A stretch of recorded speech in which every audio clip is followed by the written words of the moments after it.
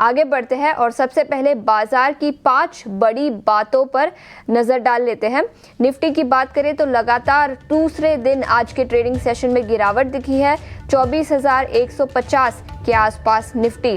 Bank Nifty में 250 अंकों से ज्यादा की गिरावट यहां पर भी रही है।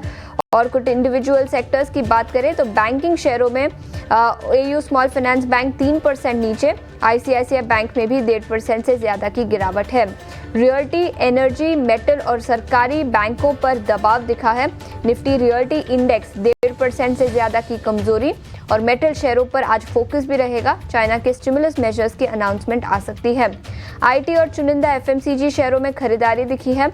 आईटी में कोफोर्ज पर हमने अभी चर्चा की और इसी के साथ कुछ और स्टॉक्स पर भी एक्शन दिखा है।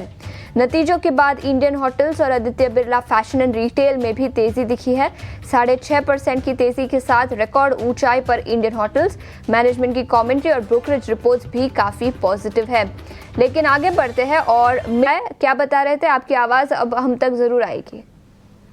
जी बिल्कुल, मैं बता रहा था कि निफ्टी आज काफ़ी प्रेशर में नज़र आ रहा है। अपने पिछले सेशन लो के भी नीचे ट्रेड करता हुआ नज़र आ रहा है। दरअसल निफ्टी पे प्रेशर रिलायंस इंडस्ट्री ज़्यादा देता हुआ नज़र आ रहा है, क्योंकि रिलायंस इंडस्ट्री खुद इस साल के निचले स्तर पे ट्रेड कर रहा है, जिस वजह से निफ्टी में हमें यहाँ पे प्रेशर बनता हुआ नज़र आता है। लेकिन अगर दूसरे इंडेसेस देखें तो यहाँ पे काफ़ी सारे इंडेसेस जो लाल निशान में दिख रहे हैं, लेकिन बेस्ट परफॉर्मिंग सेक्टर से शुरुआत करते हैं सबसे पहले। और यहाँ पे हमें निफ्टी IT इंडेक्स दिख रहा है, जो अच्छी तेज़ी के साथ ट्रेड करता हुआ नज़र आ रहा है। इंडेक्स खुद कुछ अराउंड 1% की तेजी के साथ ट्रेड कर रहा है। अगर इसमें हम स्टॉक्स देखें तो यहाँ पे हमें विप्रो, टेक महिंद्रा और कोफो जैसे स्टॉक नजर आ रहे हैं, जिसमें अच्छी खरीदारी होती हुई नजर आ रही है।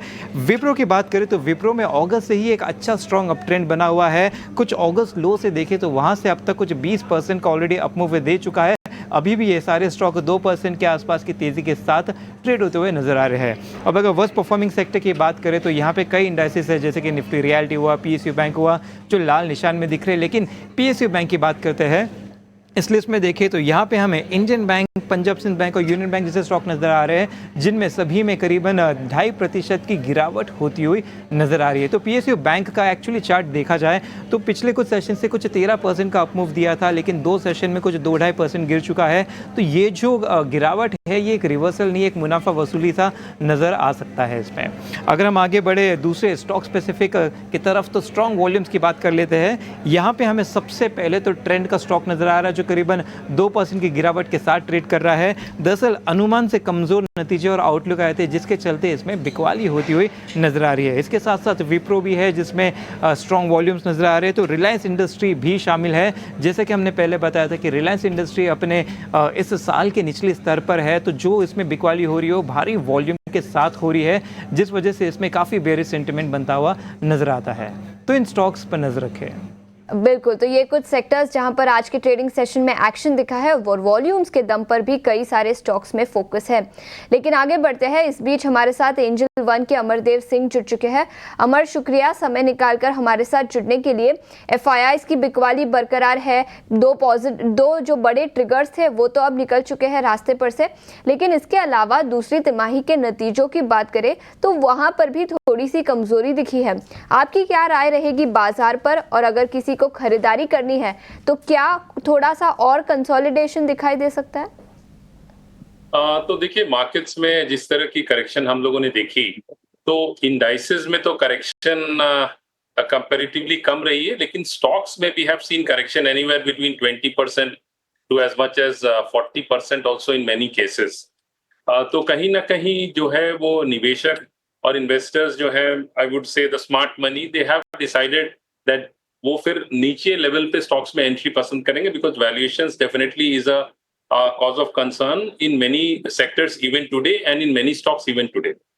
इसके अलावा एफआईआईज की जो सेलिंग हुई, रिकॉर्ड सेलिंग हुई अक्टूबर में, साथ में जो कॉर्पोरेट अर्निंग्स जो है, बिकॉज कॉर्पोरेट अर्निंग्स में डेफिनेटली ये एक्सपेक्टेशंस भी थे कि कॉर्पोरेट अर्निंग्स में जो है वो एक नरमी देखने को मिलेगी, और वो नरमी जब आई है, when we are seeing that decline in the momentum in corporate earnings, तो वो विल सस्टेन, वो क्या अगले 1-2 क्वार्टर्स तक सस्टेन करेगी, लेकिन वहां से full improvement is what markets are banking upon.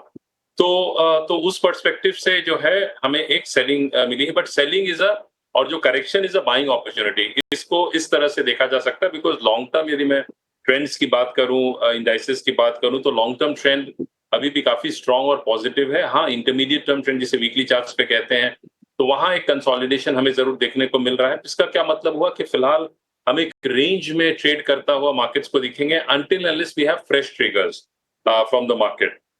तो जो रेंज निफ्टी के लिए मैं देख रहा हूँ वो 23,800 इमीडिएट जोन ऑफ सपोर्ट है। रिसेंटली इसने 23,800 के आसपास से ही बाउंस बैक हमें देखने को मिली है। तो 23,800 on the down side and 24,300 to 400 on the upside. तो ये 600 पॉइंट जो है वो काफी इंपॉर्टेंट और क्रूशियल रहेगा निफ्टी के लिए। और जैसा मैंने कहा कि इंटरमीडिएट टर्म ट्रेंड क्योंकि काफी नेगेटिव है, तो यदि पुल बैक आती भी है तो वहां सेलिंग प्रेशर हमें देखने को मिलेगा। That is which is very clear on Nifty. और यदि मैं ये बैंक निफ्टी की बात करूं तो बैंक निफ्टी में भी सिमिलर ही पैटर्न है। अपसाइड की मैं बात करूं तो समवेयर ऑन द अपसाइड 52,300 500 वो अपर साइड में, that is a zone of resistance. और नीचे के स्तर पे समवेयर अराउंड 50,000 के आसपास, 50,000 से 50,500 is a zone of support. तो फिलहाल जो इंडाइसेस हैं, बेंचमार्क इंडाइसेस, वो क्लियरली इंडिकेट कर रहे हैं कि दे विल ट्रेड साइडवेज। और जो फैक्टर्स भी जो हैं, जो ट्रिगर्स भी हैं, they are also pointing to the same. अब क्योंकि we'll have the new president swearing in January, तो उसके बाद that will, I would say, give some fresh triggers to the markets as well, because US Fed का जो rate cut था that was more or less expected and anticipated. तो जो factors थे, मोर or less triggers थे, they have been discounted in the market and we'll have to wait and watch, but any significant correction is a buying opportunity in the markets. बिल्कुल। तो इनके नतीजे कुछ समय पहले आए जो काफ़ी अच्छे रहे हैं। रेवेन्यू की बात करें तो 8,800 करोड़ के आसपास सालाना आधार पर, लेकिन नतीजों अनुमान से कंपेयर करें तो काफ़ी अच्छे रहे। और मैनेजमेंट की कमेंट्री भी काफ़ी अच्छी निकल कर आई है। मैनेजमेंट की कमेंट्री की बात करें तो उनका मानना है कि मिड टीन्स का उन्होंने जो गाइडेंस दिया है एबिटा को लेकर मीडियम टर्म में, वो गाइडेंस उन्होंने इंटैक्ट रखी है। और फंडामेंटल्स की बात करें तो मैक्रो इकोनॉमिक फंडामेंटल्स काफ़ी स्ट्रांग है और गवर्नमेंट स्पेंडिंग जो कैपेक्स पर होगी वो भी काफ़ी अच्छी रह सकती है, जिसके चलते उनका नज़रिया second half of the year यानी सेकंड हाफ ऑफ FY25 के लिए काफ़ी पॉजिटिव है। तो नतीजे अनुमान से बेहतर और कमेंट्री भी अनुमान से बेहतर निकल कर आई है। अमर, आपसे पूछना चाहूंगी, दोनों स्टॉक्स पर आपकी राय दीजिए। M&M के मैनेजमेंट से चर्चा की, नज़रिया पॉजिटिव, और अशोक लेलैंड का भी यही कहना है। तो पहले मैं अशोक लेलैंड पे आता हूं। तो अशोक लेलैंड की यदि आप अर्निंग्स देखिए तो उसमें तो जरूर गिरावट हमें देखने को मिली, अराउंड 9% की गिरावट रही है। हालांकि जो प्रॉफिट्स हैं वो उसमें 37% का इजाफा देखने को मिला है। और मैनेजमेंट जो है उनका ये भी मानना है कि they are expanding to other SAARC countries, Middle East countries, Africa, Asia में वो एक्सपैंड कर रहे हैं। और उन्होंने जो न्यू प्रोडक्ट्स डेवलप किए हैं विद ऑल्टरनेट फ्यूल्स, जैसे स्विच जो है that is doing quite well. और उनके जो ऑर्डर बुक है ऑफ नियरली 2,000 बसेस के हैं। तो इंडियन, देखिए ये सब क्या है कि जो हेवी कमर्शियल व्हीकल्स हैं they are very much closely tied to the economy overall. तो ये एक्सपेक्टेशंस है इंडस्ट्री का कि second half is expected to be better and that would lead to some upside. Having said that, prices में हम लोगों ने प्रॉफिट बुकिंग देखी ऑलमोस्ट 260 से करेंटली अराउंड 220 फिलहाल ट्रेड कर रहा है। लॉन्ग टर्म में बात करूं तो Ashok Leyland remains strong and positive.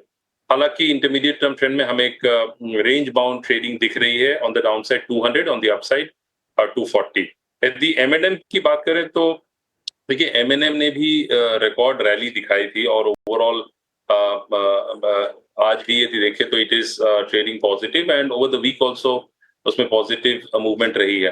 हालांकि मैं ये मानता हूं कि अभी जितने भी हैवी कमर्शियल व्हीकल्स हैं और कमर्शियल व्हीकल्स हैं, उन सब में एक रेवेन्यू चैलेंज, रेवेन्यू ग्रोथ जो है, double digit revenue growth challenge तो एक रहेगी, इसमें तो कोई मतलब दो राय नहीं है। हाँ, वो किस तरह से अपने एक्सपेंसेस को मैनेज करते हैं, प्रॉफिटेबिलिटी को कैसे मैनेज करते हैं, मेंटेन करते हैं, और कहाँ वो न्यू प्रोडक्ट लॉन्चेस पे how they are working out, ये सब चीजें काफी इंपॉर्टेंट रहेंगी। और ये ओवरऑल इकोनॉमी का तो इम्पैक्ट रहेगा ही रहेगा।